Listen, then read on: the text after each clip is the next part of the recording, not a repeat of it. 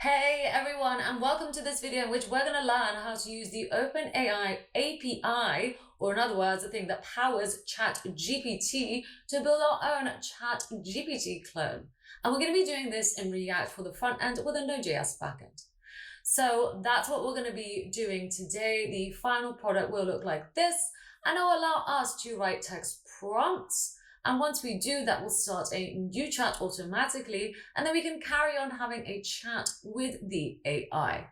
Now, if we want to create a new chat, all we do is click on the button and that will generate a new chat for us, and automatically that first text prompt will be saved to the history. And the best part about it is that we can go back to the previous chat and add to it again, go to the next one, add to that, and that will be tracked accordingly. And of course, we can create new chats as well. So that is a cool feature that I'm going to show you how to do, and we're going to be saving that to state. Of course, we will also be keeping our API keys safe, and we're going to try do it with not using all our free tokens, okay? So I am super excited about this. What are we waiting for? Let's get to it. Okay, so first off, I'm just going to create a new project. I'm using WebStorm, so all I have to do is click here and I can select React, and then I can call this whatever I want. So I'm going to call this React Chat GPT clone. Okay, and that will get made in my WebStorm project, and it's going to use this command, so npx, and then the string create React app as one. So that is separated by a space here, and I'm just going to click create. Now, for those of you who aren't using WebStorm, all you would do is use your terminal. So here is my terminal. I'm just going to make it bigger, and then you can gravitate to wherever you want. So I'm going to go into WebStorm projects, and then you would use npx create React app, and then whatever you want to call your project. So React Chat GPT clone, and hit enter. Okay, so that is what you would do. Of course, I'm not going to do it this way because I'm using WebStorm, which has done all that for me. So this is essentially spinning up all the files and configuration that I need for this project. So we're just going to wait for that to do its thing. So when that is ready, it should say happy hacking. And there we go, happy hacking. As you see, all the folders and correct files are already in there for me. So let's just clean this up a little bit. We're not going to write any tests. So I'm just going to delete these two. I'm going to delete that. We also don't need a logo, so let's go ahead and delete the logo.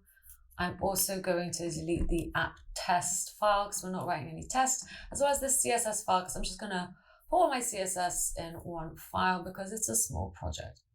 So that's it. So at the moment, you should just have these three files in the source directory. The app.js file looks like this, and I'm just going to delete everything in here so that we can start fresh. That is what it should look like. I'm also going to change this to a functional expression just because that is my preference, and we don't need these two imports. So this is what your app.js file should look like. Your CSS file should just be empty so we can start fresh. And your index.js, well, we're not writing any tests, so let's delete that. We don't need this. And delete the semicolons. Again, that is a personal preference. And we are ready to roll. So that is my index.js file, that is my index.css file, and that is my app.js file, and that's all that we should have in here. Great. So again, like I said, this is a really small project, so we're actually not going to have any components or anything like that because this is about learning how to use the OpenAI API. So I'm just going to start building out my app. So I'm going to start out by having two sections. So one section that's going to be for the sidebar, and one section is going to be for the, I guess, main part of the app. So let's give this the class name of sidebar, and this the class name of main, so we can differentiate between the two. Main. So what do we want to go in our sidebar? Well, I want to have a button. This is going to create a new chat, and I'm going to just put a little plus text icon here. If you want to know where I got the text icon from, I'm just going to search for it. You can simply just get it by searching for it. So if you visit this URL, you'll be able to get that plus sign as well. So I believe so. Anyway, let's just find, yeah, so there it is. Great. So that is my text icon. Next up, after the button, I'm going to actually have an ordered list. And this is going to be for the history of all our previous prompts. So I'm just going to pick it out by the class name of history as well, just to kind of make things more readable. And in here, we're actually going to map out onto list items the first prompt that we wrote for the chat, the first text prompt. So we'll leave that for now. And lastly, I'm going to have a nav element. And in here, I'm just going to have the P element of made by Anya. So that is my whole section, my first section. It's got 3 children, which I want to space out evenly. So I'm going to use justify content space between to space them out evenly. So shall we do that? Yeah, let's do it. Okay, so let's get my index CSS file up. I'm going to say that everything, so star means everything in this, I guess, project is going to have the font color of white and the font family of Open Sans. So Open Sans is something that I'm going to get from Google Fonts. So please go ahead and just get it as well. So just go to Google Fonts, and then all you're going to do is search for Open Sans. There it is. And then I'm going to select the appropriate ones. I'm going to actually select all the weights so that we have all of them to our disposal. So I think that's it. I'm not getting the italic ones. So if you click here, we can then import them. You can import them into the HTML or the CSS. I'm going to import them into the CSS. I'm going to grab that. And what I'm going to do is just paste it, making sure that there's semicolons at the end. And you can see all the font weights that we have to our disposal. So now if I want to use this, here's the rule that I need to use. We can have anything as a backup, but I'm happy having sans serif as a backup, as they have kind of given us. So there we go. So yeah, everything in here is going to have essentially white text that is Open Sans, and if Open Sans doesn't work, it will revert to sans serif as the backup. Next, I'm going to grab the whole body, and I'm just going to get rid of any default margin and padding. So margin and padding, I'm just going to set as 0 to get rid of any weird, funky white borders that we may have. And now, let's make this bigger. I'm going to grab, so the wrapping element, so the element with the class name of app. So let's grab it by the class name. And I'm just going to give the whole app a background color. So the background color I have picked out already directly from ChatGPT, and it is this 343541. Okay, and I'm just going to make sure that the sidebar, so let's style the sidebar, but also main, let's give them both some styling first. So the sidebar, I want the background color of this to be darker. Again, I have picked this out as 202.123, and I'm actually going to make sure that the height is 100 of the viewport height, but the width is only 244 pixels, and it's going to be stuck at 244 pixels. Okay, and while we're here, I'm also just going to make sure, well, let's just leave it at that for now. And the main, I'm also going to give it a height of 100 of the viewport height, but width, I'm just going to say 100%. So it's going to try to take up 100%, but obviously we've got the sidebar there. At the moment though, let's go ahead and start this project. So in WebStorm, I can just hit here and it will run the command npm start. So essentially look in here and run this command. But if you are not using WebStorm, I'm just going to show you how to do it. You would find the project first, so WebStorm projects, and this is, what do we call this? React ChatGPT clone. You would do npm run start and hit enter. Okay? Because you're literally just doing npm run and whatever we've called this, and we call this start so that it runs this. So let's go ahead and do that on WebStorm. So I'm just going to click here and then it should start up my boom. So great. This is looking very cool. I'm just going to inspect it for now. So I want essentially this to be, you know, just spaced out evenly, right? I want it to appear, this to be at the bottom, and then history, which at the moment doesn't have much styling, to be in the middle, and the new chat button to be at the top. I can use so with display flex. So let's minimize this. I'm going to minimize that too. And on the sidebar, I'm going to initialize flexbox. So that is initialized so I can use it. And we now want everything to be stacked on top of each other, because if I save this, it will, stack next to each other. We don't want that. We want it to be over each other. So flex direction column. And now I'm going to do justify content space between. So now they are spaced out. And if I kind of move this, they'll always be at the bottom. The space between all the 3 children should be equal. So in here, the 3 children, there's 1 child, there's the 2nd child, and the 3rd child have equal spacing between them. Let's carry on. Maybe let's just make this a little bit smaller. Okay, maybe let's style the button and the nav first before moving on. Let's just complete the sidebar. So there is my sidebar. I'm also going to grab the button and just give it a border solid 0.5 pixels and then make it kind of, well, I'm going to do white, but then I'm going to make it 0.5 opacity. So A is for opacity. Make sure to spell button correctly. We shouldn't really use RGB and hex, so we can swap that out at the end. And then let's also give it a background color of transparent. So we've given it a border, we've given it a background color. Let's round off the edges.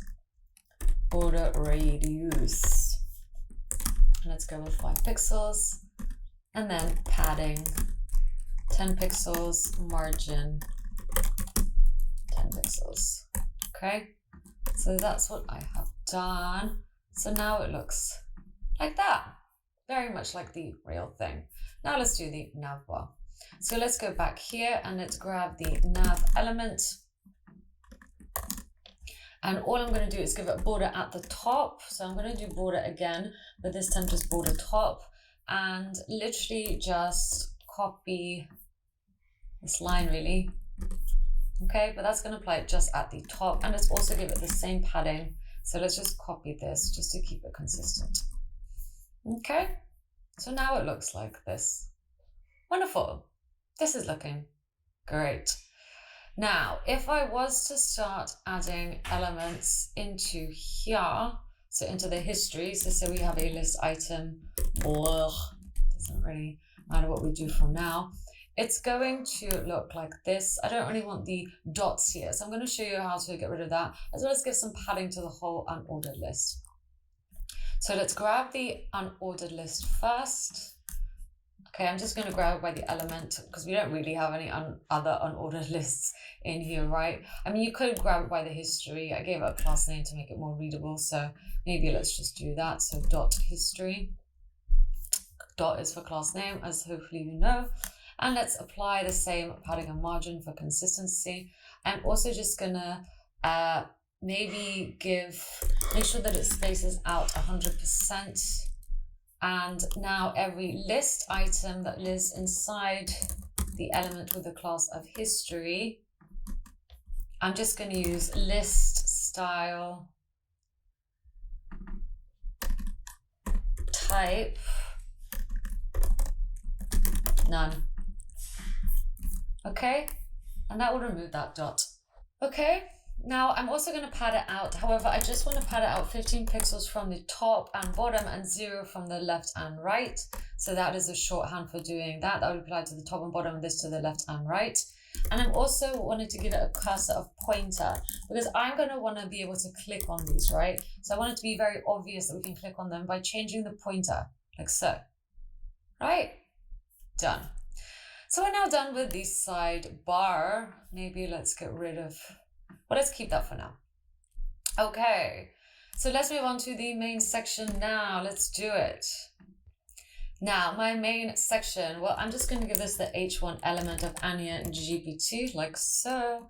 And then I'm also going to, I guess, make a feed. So we're going to use another unordered list. So luckily we gave that a class name because I am going to use another unordered list. So let's give this the class name of feed, because it's going to be for our feed.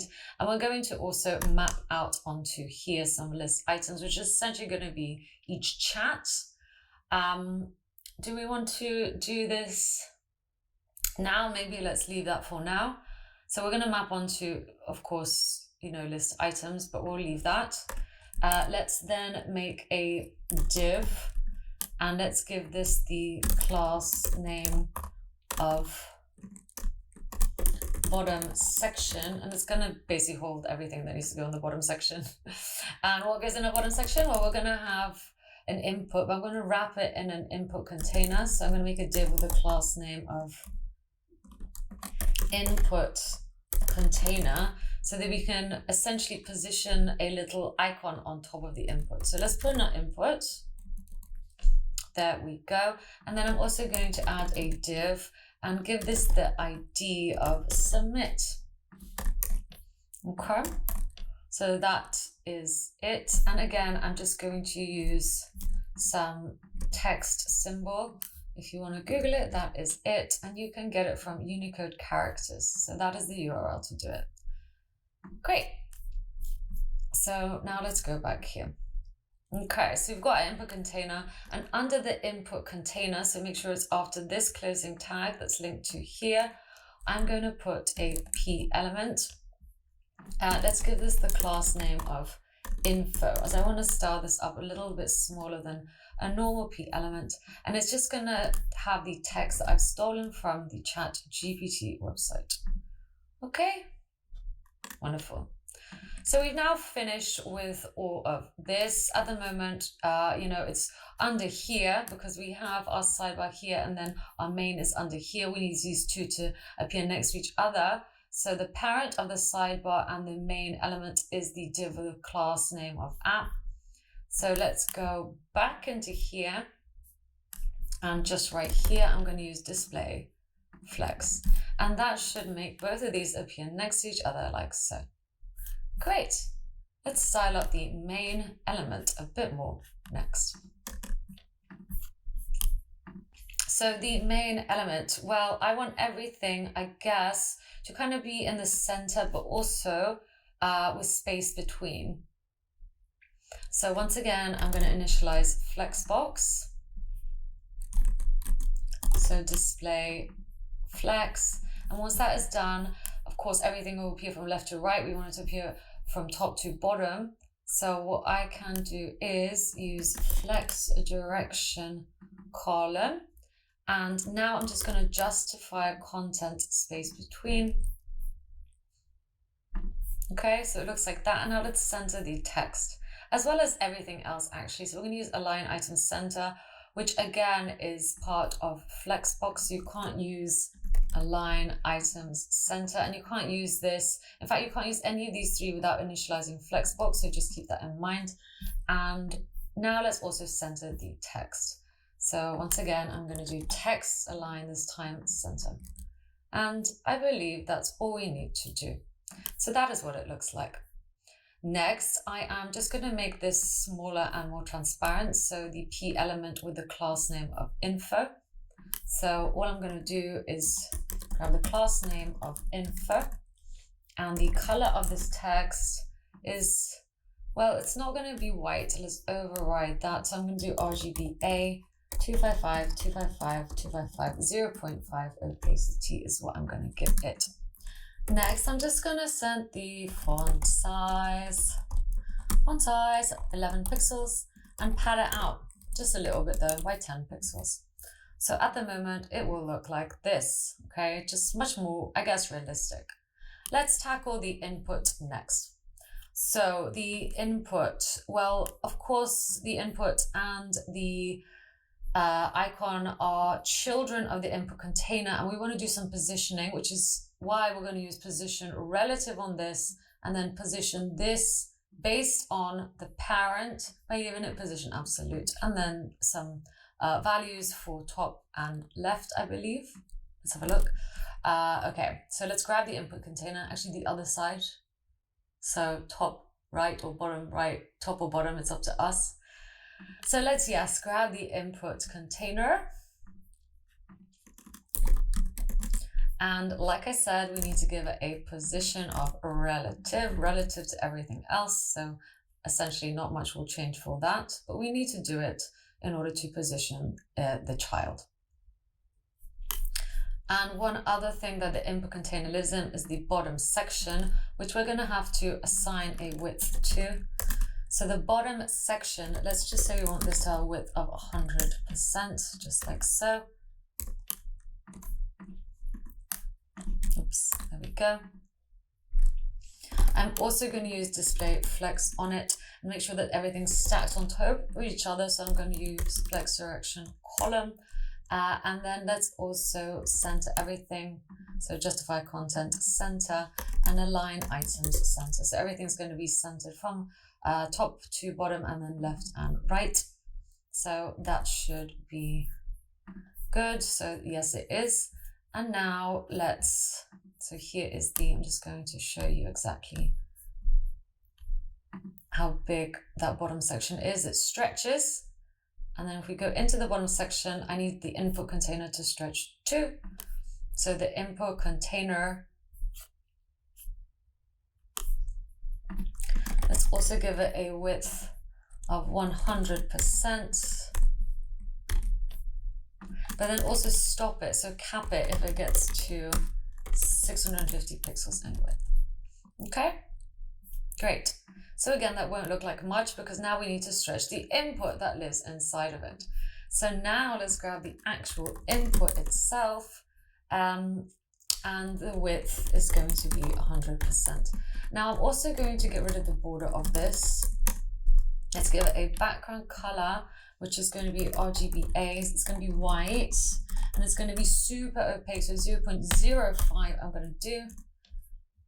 And let's also give it a padding at the top of 12 pixels and 15 pixels from the left and right. So this is applied to the top and bottom and this to the left and right, and round it off. So I'm going to do border radius 5 pixels. Okay. So one other thing that I should probably do is, well, let's have a look at what this looks like at the moment. So actually this looks good. I'm happy with that. I don't really want any focus on this, so that blue line. So what I'm also going to do is grab the input, focus, and I'm just going to do outline none. Okay, so that will get rid of that. And one last thing, I'm just also going to add some box shadow. I'm essentially going to overlay lots of box shadows on top of each other. The first color is going to be black.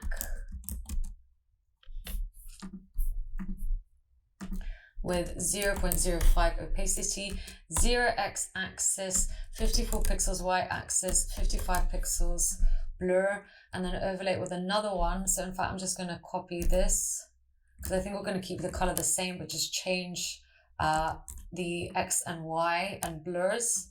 So I'll make this -12 and change this to 30. Do it again.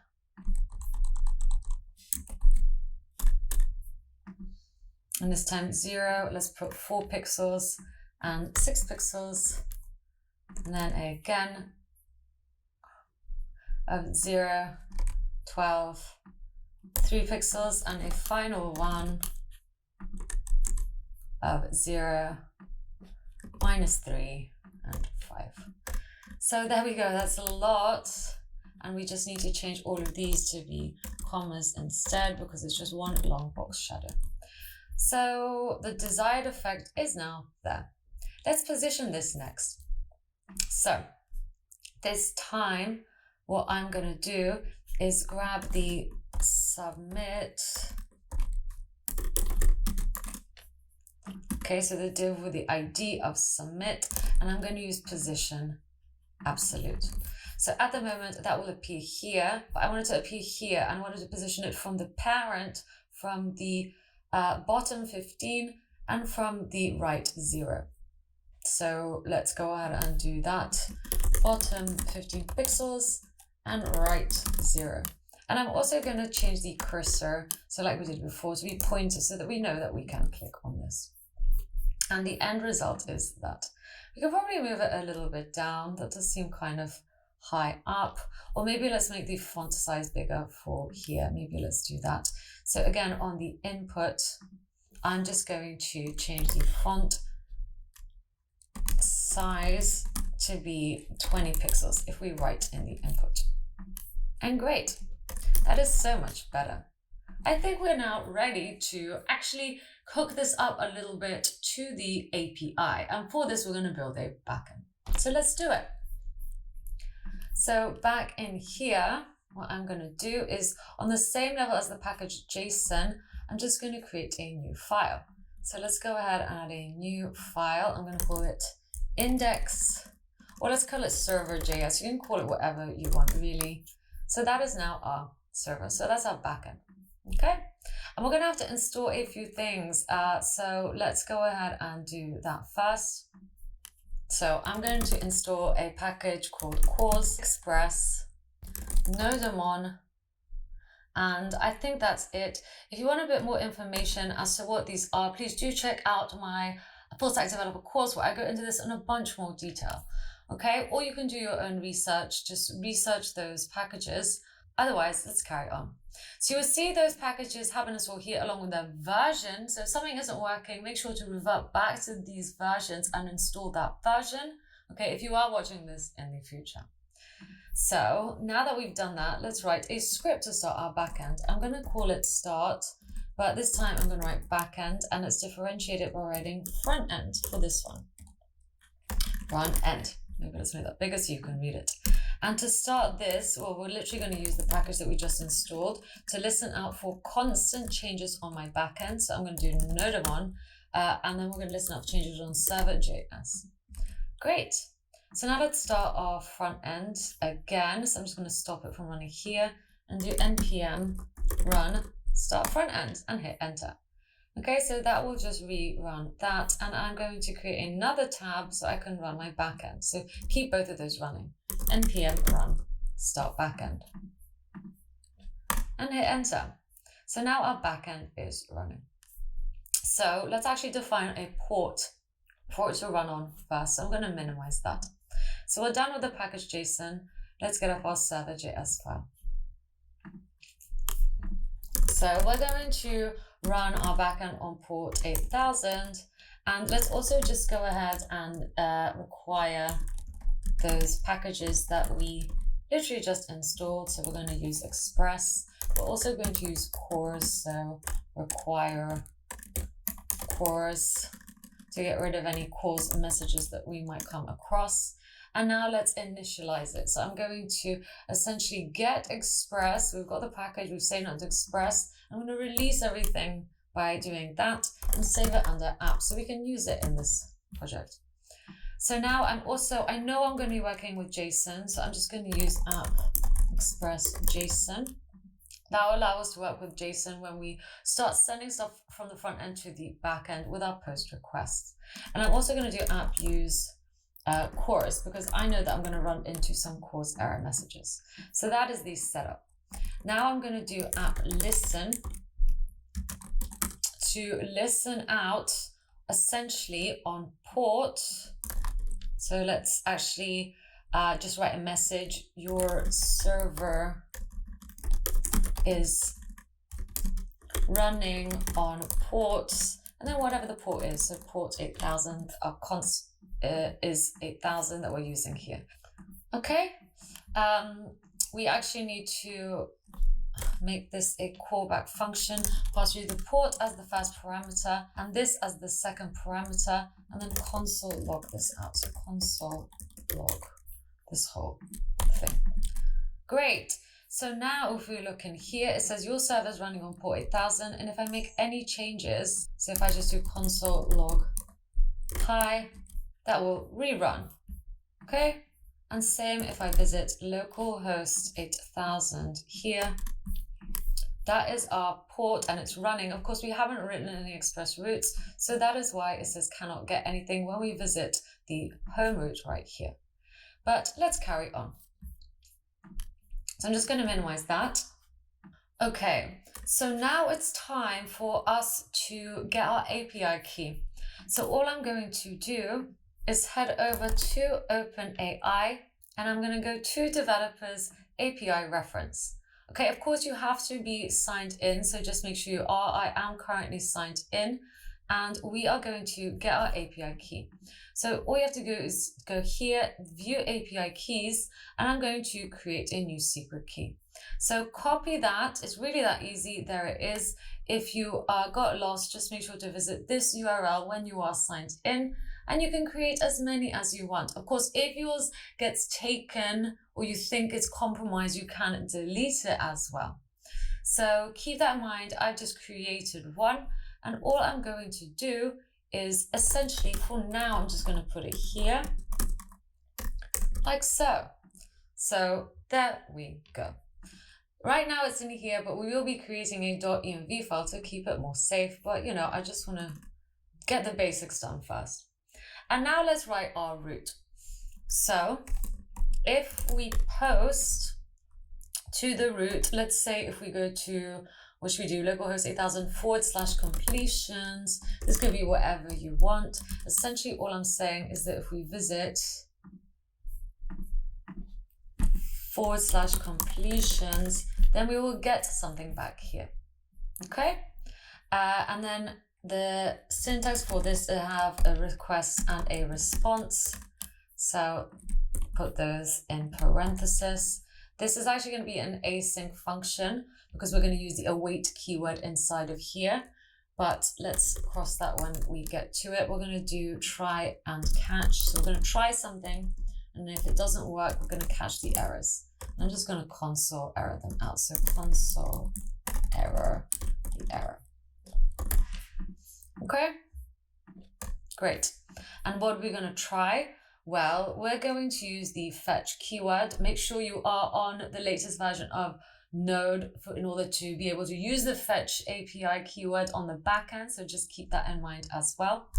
So all I'm going to do is use the fetch keyword, and we're going to fetch to the completions API. So once again, let's go back here. Let's go to the documentation, and we're going to use the chat completions API from OpenAI. So the model we're going to use is, I don't have access to GPT-4 yet, so I'm going to use GPT 3.5 Turbo. So let's go here, and if we go into chat, create chat completion, not completion, okay, chat completions, this is the URL that we're going to need, okay? So I'm just going to make that smaller. Here we go. It's a post request to this URL. So I'm just going to grab that and paste it in like so. Next, we're going to have to pass through some options, like what kind of request it's going to be, so what method, some headers with our API key, as well as actually what model we want to use and the message we want to send over. So I'm going to define that here, const options. It's going to be a whole object. And like I said, it's going to take a method. It's going to be a post method, as we discussed. And next, we're going to pass through some headers.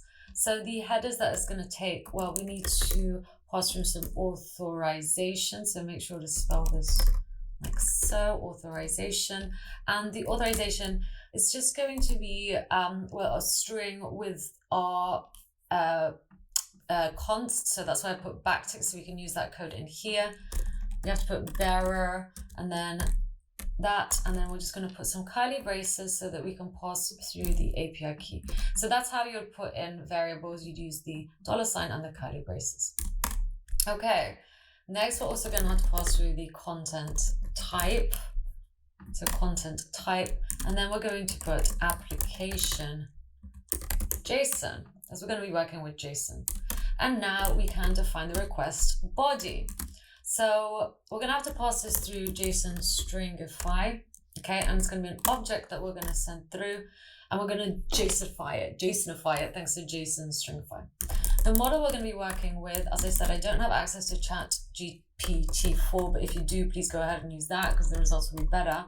I'm going to use this model right here, and the messages we're going to pass through are going to be, so the role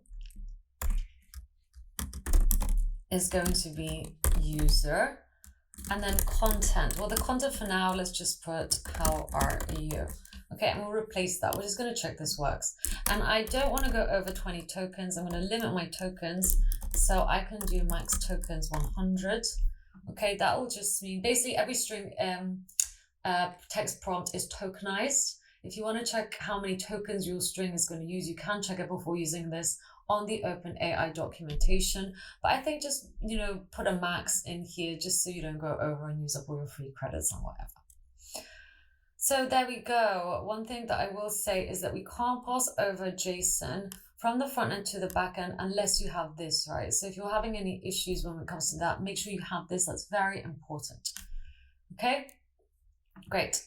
So those are all my options that we're going to pass through with this URL. Like I said, this fetch API is an async method, which is why we're going to have to await it. So we're literally going to wait for something to come back, and we're going to save it under response.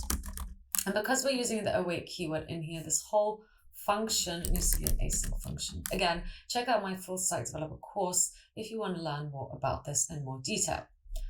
So now once we get the response, we're going to wait for it, and then if we get it back, I'm going to get it to JSON. But JSON is another async method, so we're going to have to await this too. We're going to await it, and once we get it back, we're going to save it as data. Great. And let's just send this over to localhost 8004/completions by passing it through rest send. So now let's check it out. So first off, after you've done this, let's hook this up to the front end. And I'm going to do so with an on click. So on here, if we click this div, I want something to happen. And I just want to get message. Okay, that's all I'm going to do. In fact, maybe let's do messages, as it could be plural, and let's define it up here. So right under here, we're going to define get messages. So const get messages, it's going to be an async function because we're going to use the fetch keyword in here too. And once again, we're going to use try and catch. So try, and we're going to catch any errors. And what are we going to do this time? Well, first off, we're just going to console error any errors. And in here, once again, we're going to use the fetch keyword, so await fetch. We're going to pass in the URL. This time, though, we're going to get it from our backend. So right here, that's what we're going to get it from. So paste that in like so. And again, we're going to have some options because we're going to have to pass through some data, right? So exactly what we're writing into the input. So let's define our options again. Again, the method is going to be a post method.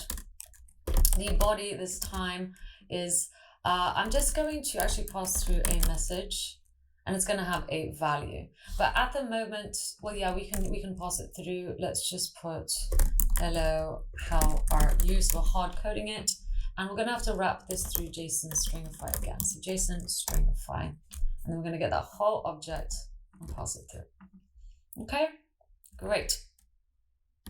And I'm just going to add headers as we are working with JSON. So I'm going to put content type application JSON. Okay, wonderful. So once again, we're going to wait for the response. And once we get the response, we're going to get its JSON, and let's save it as data, just like so. And then for now, I'm just going to console log the data. So let's test it out. So at the moment, we're just hard coding hello you. That will be passed on to the server, but we're not doing much with it because we're just going to send how are you from here anyway. So let's just try this out. So here, if I click on here, I don't need to put anything in. We're just going to wait. The promise is pending. Why is that?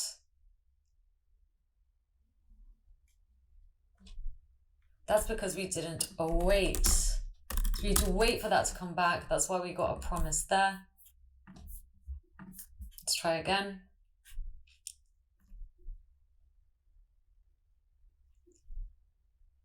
And great. So we get back this whole object. Okay, everything is working. And if we look in the object and we look under choices and we look under the first item in the array, we get a message from the assistant saying, I'm an AI language model, so I don't have feelings like humans do, but I'm functioning properly and ready to assist. So we're getting back that message. Next thing we want to do is actually show that message in here. And instead of hard coding, how are you? We want to actually get the input, right? So let's do it. Well, first off, I'm just going to save that response, so the whole message to state. And for that, we need use state from React. So I'm going to import use state, and while we're at it, use effect, as I know I will need that from React. So now if I want to save that message, I can go const message, set message, use state, and let's start off with it being null. And so null, at the moment we get null, we assign the value of null to message. And if you want to change the value of message, we use set message to do it. So I do want to change the value. So I'm just going to use set message. And what I'm going to do is go into the data, get the choices. So just like we did before, go into that array, get the first item and get the message, right? So once again, here's my whole object. So that's technically data. You go into choices, get the first item of that array. So 0, right? 0. And then we get the message. So the message will actually be an object that has the content and the role. Okay, I want to save both. So let's carry on. So we don't need to console log this out anymore. The message with the role and the content is being saved under the const message. So it's not a string, it's an object. Okay, so what do we say we want to do next? Right, we want to hook up the input. So let's say the value up here too, value set value, use state null, and we're going to override the value if we interact with the input. So let's find that input. Here we go. We're going to display the value. So whatever the value is right now, we're just going to assign to the input. At the moment, it's null, of course. But on change of this input, well, I'm just going to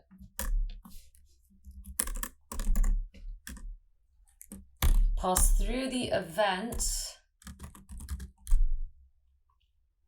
I'm going to set value to whatever target value is of that input, right? So now up here, if I console log value, just anywhere, just above the return, and I type something, let's check it up our console log. See, we're technically console logging value, we're console logging it at line 27, and it will change. So that is how we are changing the value constant.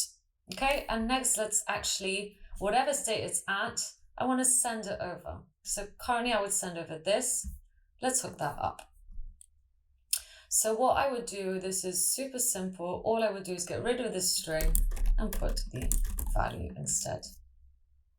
Okay, and now to pass it to our backend, where we're passing it through with the body, we need this to be here in order for this to work. So don't forget that. And that just means that instead of having this here, I can get the request body message and pass that through like so. And that will now be sent over to OpenAI. Okay? So again, if this doesn't make sense, check out my full stack developer course. I don't want to keep banging on about it, but you know, there's a lot of stuff we're doing here that for a beginner will be way too much. So do check it out. So now the one last thing I'm going to do, well, I'm just going to console log the message that we get back. So that's saved under message and try it out. So let's do what is 2 plus 2, send that. And great, we get 4, and it's from the assistant, from the AI assistant. So let's now use this in order to create a chat response, okay, as a list item. So let's do it. So let's go back in here. And what I'm going to do is actually save all the previous chats and you set previous chats in order to change that. And I'm going to start off with this being an empty array this time. Okay, so that's what I'm going to do. And I'm going to actually get this whole message. So whatever's coming back here right now, it comes back with the role and content. And I'm also just going to assign a title so that I can essentially say that, okay, this chat has this title. I'm going to lump it together. How is this chat? It's a new chat. I'm going to give it a new title. And it's just going to be the first prompt that we give our chat. So let's do it. Let's do this maybe in a use effect.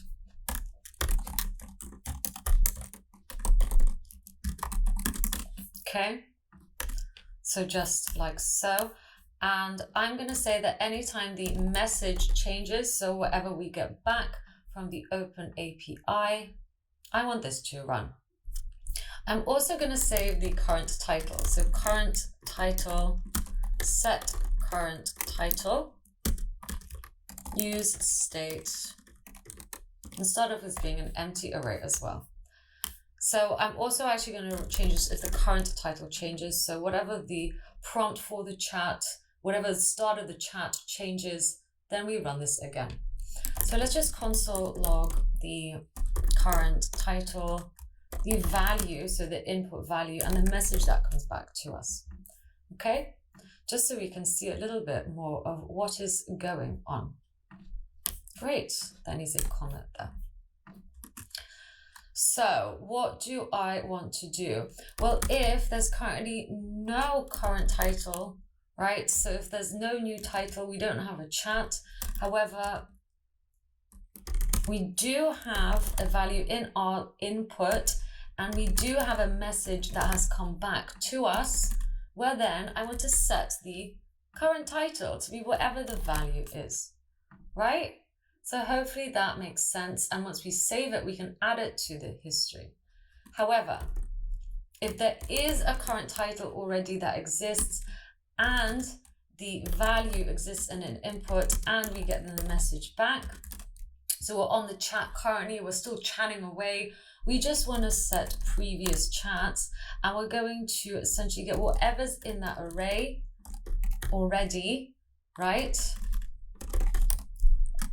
And this is how you would update an array using use state.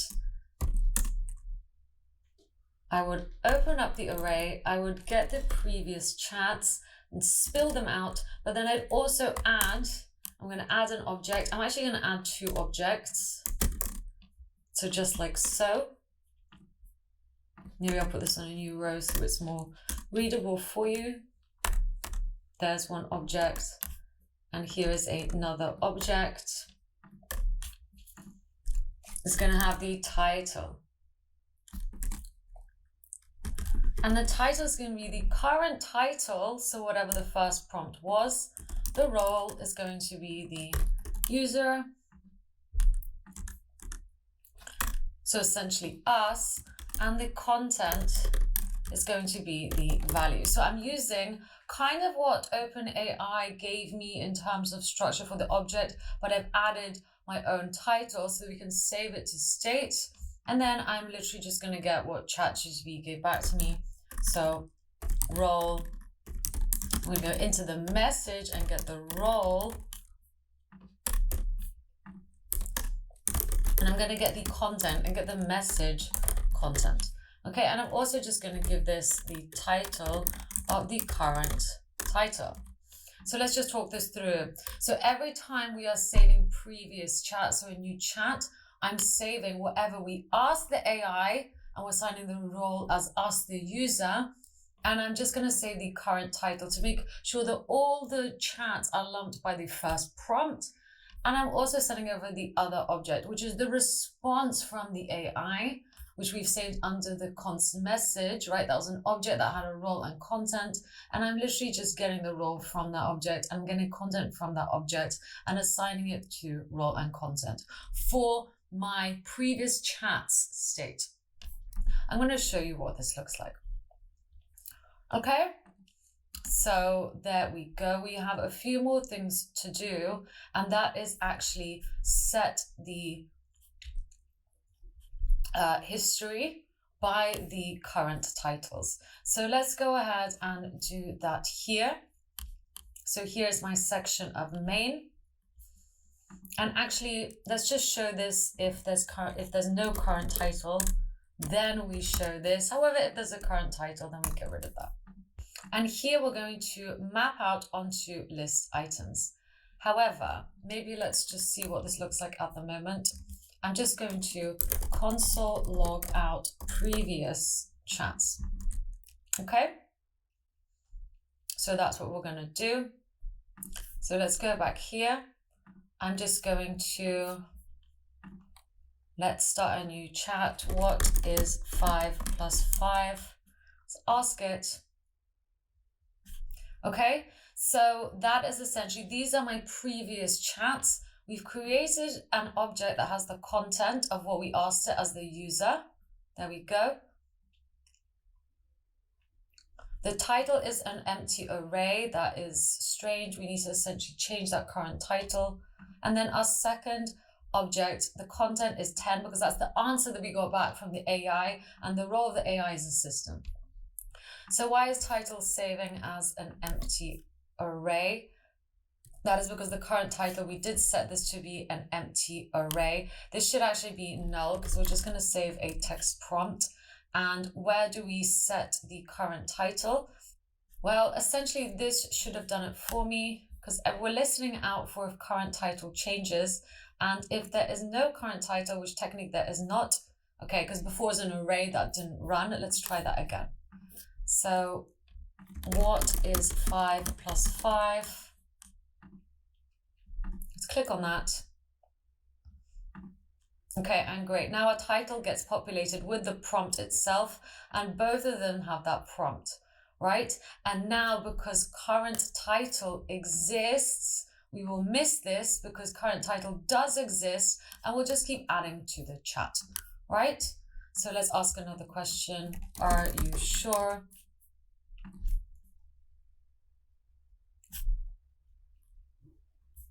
Okay, now there's 4 because I asked it another question. So there's me asking, are you sure, as the user? The title is still the same, the first initial prompt, and then we're getting the response, okay, from the assistant. So great. So this is good. However, what if I want to change it? I want a new chat. So if I click here, I essentially want to clear this title. So let's do it.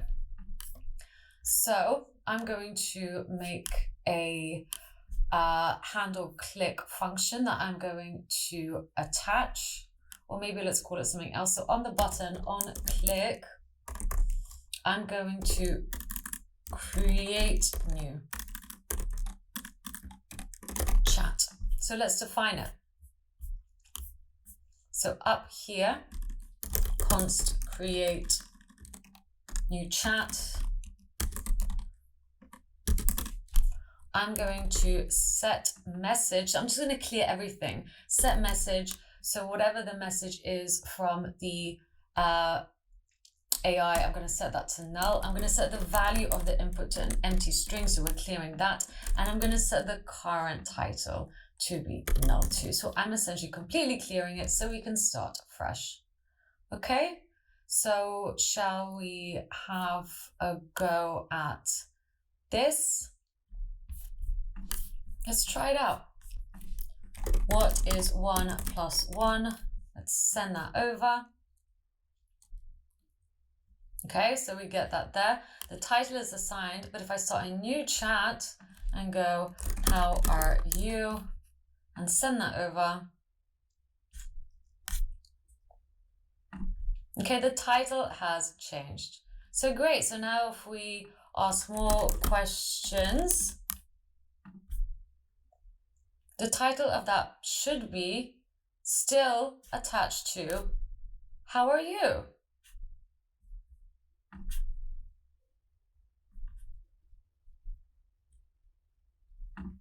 And it is. So great, now I'm going to get the unique title. So we're going to get everything and we're going to filter by the unique title and show it in the history, as well as show the chat up here. So all I'm going to do is get the previous chats, and I'm going to use filter. And I'm going to look at each previous chat individual. You can call this whatever you want. It's essentially every item in my array. And I'm going to literally just look at the previous chat object's title. And if it equals the current title that we are currently on, well, then we know that we're on the current chat. So let's save these filtered items as current chat objects. So any object that has the title that is the same will be lumped into current chats. And this just means that I can then get current chats with the feed, okay, and map out each, let's call it maybe a chat message. We're going to have to use an index as we are mapping. So let's put that index here, like so. And then I'm just going to map onto a list item. We of course need to give it a key. So I'm just going to use the index for that, for this demo. And then I'm just going to essentially, I'm trying to spell key correctly, and put that there. Put in two things into my list item element. I'm going to put in two p tags. This one's going to show you who sent the message. So role, either it's the user or the AI assistant. And here I'm just going to show the content of that message. I'm going to go chat message. Great. And let's just give this the class name of role. So it's really obvious. Okay. And we can pick it out later. So this is looking good to me. Let's just check that that current chat exists first before mapping anything onto here. And while we are here, I'm also just going to get all the unique titles. So I'm going to filter, I'm going to get all the messages and just get the unique titles. Because as we saw, there's some titles that have like numerous, right? We just want essentially to filter them all out and just go return this title and put them in an array for us. So I'm going to show you the code to do that. Well, this time we're actually going to get the previous chats and we're going to map. I'm going to get the previous chat individual and we're just going to get the previous chat title. And now I can pass it through. So all of this, I'm going to pass that through into a new set and make an array from it. So array from, just like so, and this will give me the unique title. So that piece of code is super useful if you want to get unique items from an object. So if I console log this out now, unique titles on line 61, you will see I've just got those unique titles and put them in an array. Great, because now I can map them on into the history. So let's get those unique titles. And instead of having blur, I'm going to get the unique titles. And if they exist, I'm going to map each unique title. Let's also maybe get the index. So put that in parentheses like so. And I'm just going to get that unique title and pass it through here as code like so. So wonderful. I believe that should be it. We just need to give this a key. And it should now look like this. So it doesn't look great at the moment. We still need to style stuff up. But now let's actually maybe add an on click so that if we select a chat, then we essentially pass through that chat that we click on as the current title, right? Because we want to change the current title to the other chat. So I'm going to define a function for this. Const handle click. And if we click on any one of those, so handle click is assigned to the list item in history. So in here, so we'll do it on here on click. We're going to call the function handle click. And we just want to click on it. So if we click on the first unique title, I'm just going to pass through the unique title that we clicked on. So now we need to make this a callback function, as we just call that again. So we're going to pass it through into here, that unique title, and we're just going to set current title to be whatever title we clicked on, right? So hopefully that makes sense. It will do in a bit. So that's what we're going to do. And we're also just going to set message to null and set value to null. Okay, so we're just starting fresh. Great, so let's just test it out.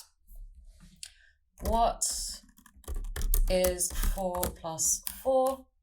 Send. So that should now get assigned to here. Great, and we can click on it. And why is my content not showing up? Let's have a look. Let's go down here. Chat message, this should be content, right? Because that's what we saved it as here, role and content, and that's what we're mapping out. So now if we look in here, there we go. User, what is 4 plus 4? Assistant says 8. And I obviously pressed it twice because I'm getting it twice. So let's just try it again. What is 4 plus 4? Send. Great.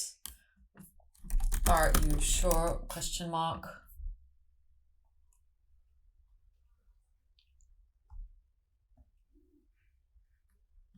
Okay, and that's my assistant's answer. And then I'm just going to start a new chat. And this time, how are you?